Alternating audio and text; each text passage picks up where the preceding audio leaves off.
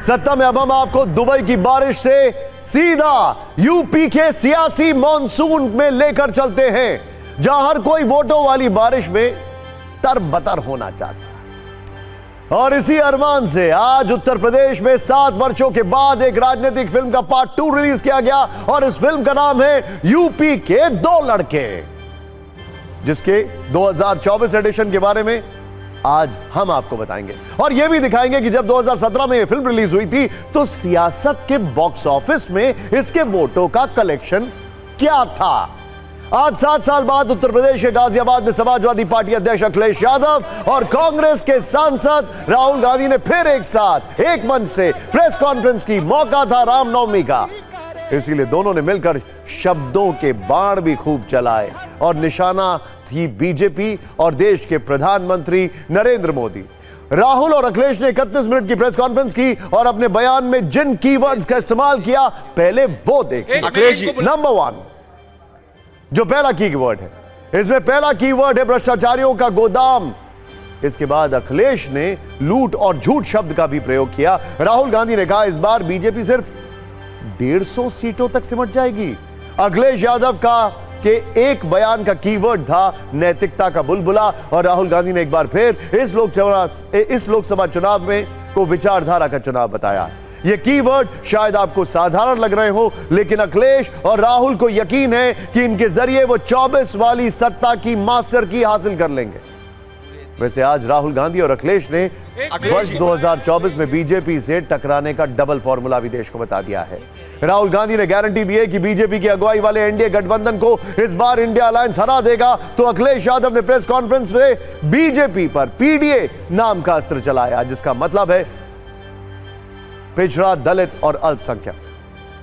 2024 के सियासी युद्ध के लिए कांग्रेस और एसपी के बीच सीटों का फॉर्मूला पहले से तय हो चुका है। यूपी की 80 लोकसभा सीटों में अखिलेश यादव की समाजवादी पार्टी और उसकी सहयोगी पार्टियां मिलकर 63 सीटों पर चुनाव लड़ेंगी, जबकि कांग्रेस को 17 सीटों वाला चैलेंज दिया गया है। वैसे आंकड़ा भी बहुत मुश्किल से यहां तक पहुंचा है, क्योंकि एसपी कांग्रेस के पिछले प्रदर्शन को देखते हुए सिर्फ 11 सीट देने के लिए राजी थी, लेकिन बाद में यूपी के 2 लड़कों के बीच सहमति बन गई और सीटों का बंटवारा हो गया। आज राहुल और अखिलेश को विश्वास है इस बार यूपी में सत्ता वाली बात बन जाएगी।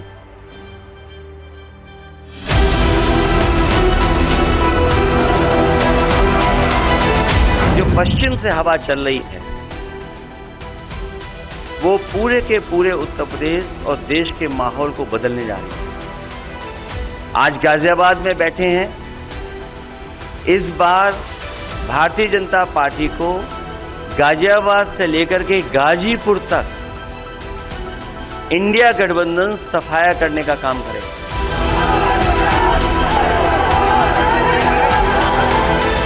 आरएसएस और बीजेपी जो संविधान है, लोकतांत्रिक सिस्टम है, उसको खत्म करने की कोशिश कर रही है।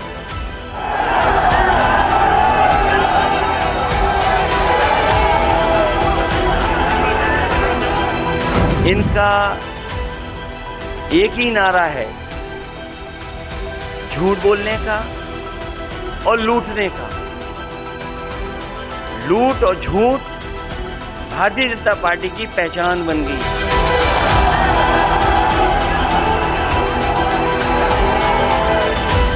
इलेक्टोरल बॉन्ड का जो स्कीम है, ये दुनिया का सबसे बड़ा एक्सटॉर्शन का स्कीम है।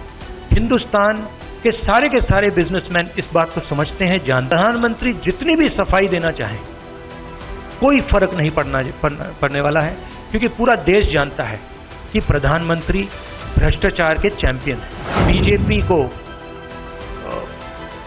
मुझे लग रहा था 15-20 दिन पहले कि 180 से 180 तक जाएंगे, अब मुझे लग रहा है 150 तक जाएंगे। उन्होंने कहा है कि गाजियाबाद से गाजीपुर तक उत्तर प्रदेश में इंडी गठबंधन जीतेगा और एनडीए का सफाया हो जाएगा। दोनों में से कोई भी पूरे उत्तर प्रदेश में से कोई लड़ने की हिम्मत नहीं कर पा रहा है।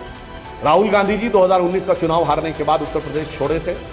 अखिलेश यादव जी चुनाव नहीं लड़ पा रहे।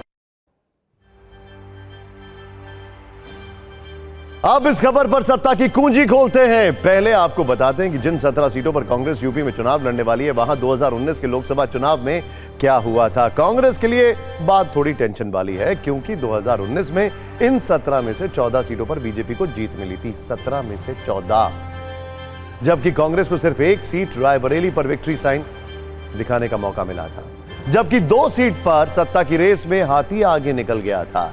लेकिन अब यूपी के 2 लड़कों के 2017 एडिशन वाले आंकड़े देखते हैं, जब पहली बार राहुल और अखिलेश यादव ने विधानसभा चुनाव में मिलकर साथ लड़ने का फैसला किया था। समाजवादी पार्टी ने 403 विधानसभा सीटों में से 298 सीटों पर चुनाव लड़ा था, जबकि कांग्रेस को 105 सीटें मिली थी। तब एसपी को सिर्फ 47 सीट पर जीत मिली और कांग्रेस को 7 सीट पर, यानी दोनों ने मिलकर 2017 के विधानसभा चुनाव में 54 सीटें जीती थी। और तब यह राजनीतिक फिल्म बुरी तरह फ्लॉप हो गई थी। वैसे उस वक्त राहुल गांधी की उम्र 46 वर्ष थी और अखिलेश की उम्र 43 वर्ष थी। और अब जब यूपी के 2 लड़के फिर से बीजेपी से टकराने निकले हैं, तब राहुल की उम्र 53 वर्ष है और अखिलेश की उम्र 50 वर्ष हो चुकी है। सवाल है इस बार इस जोड़ी का क्या होगा। कुछ दिन पहले प्रधानमंत्री मोदी ने राहुल और अखिलेश को लेकर एक तंज भी किया था, वो देखते हैं। आपको याद होगा पुराना, यहां उत्तर प्रदेश में 2 लड़कों की जो फिल्म पिछली बार फ्लॉप हो चुकी है, उस 2 लड़कों की फिल्म को इन लोगों ने फिर से रिलीज किया है।